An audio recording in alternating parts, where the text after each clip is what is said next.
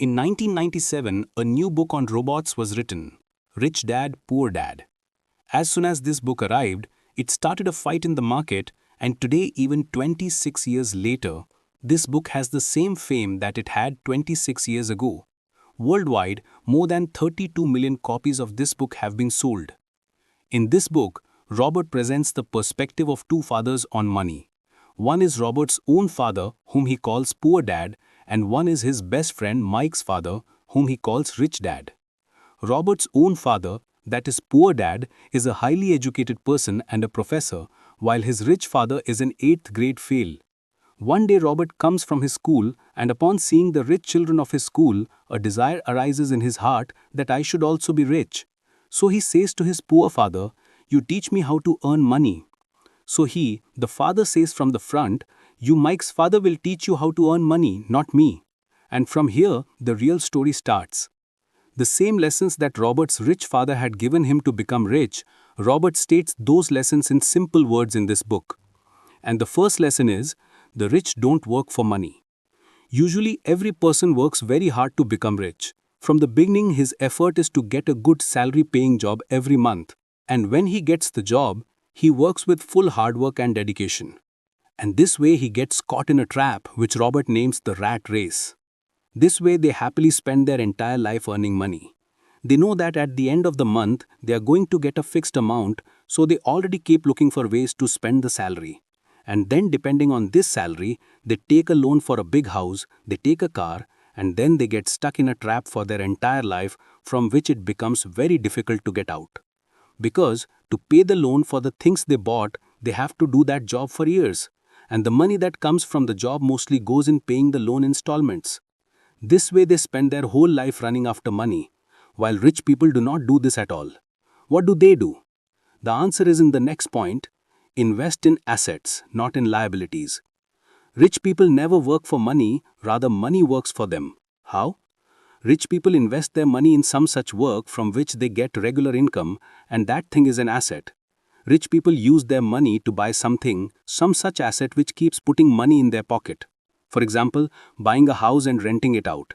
This way their money remains safe, and that money is earning more money for them. This way their money is working for them exactly like an employee. Whereas the poor always spend money on increasing their comforts and their responsibilities, like buying a car, buying a big house, taking something on rent, but because of this, their money keeps going out of their pocket. This is called a liability. The difference between an asset and a liability is that an asset earns you money, and from a liability your money is spent. The third lesson is, learn financial literacy. Now, to make money work for you, you must have the knowledge of how to earn from money. Because in school, where we spend a major part of our lives, from school to university, we are taught only and only to work as an employee.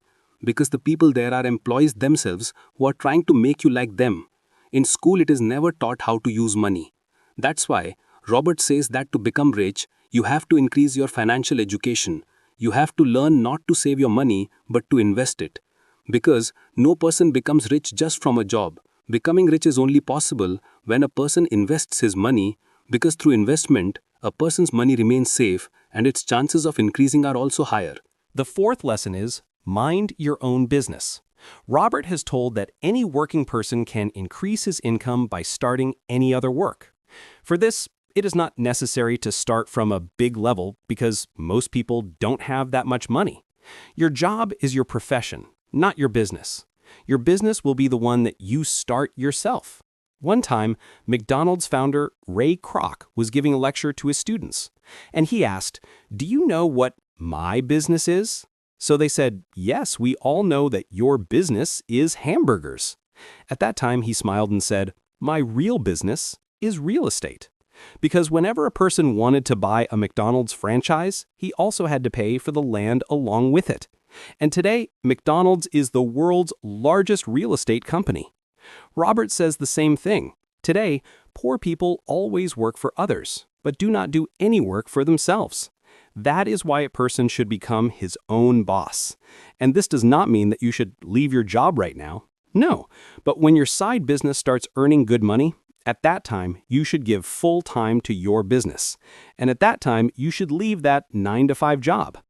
Lesson number 5 is, question your thoughts.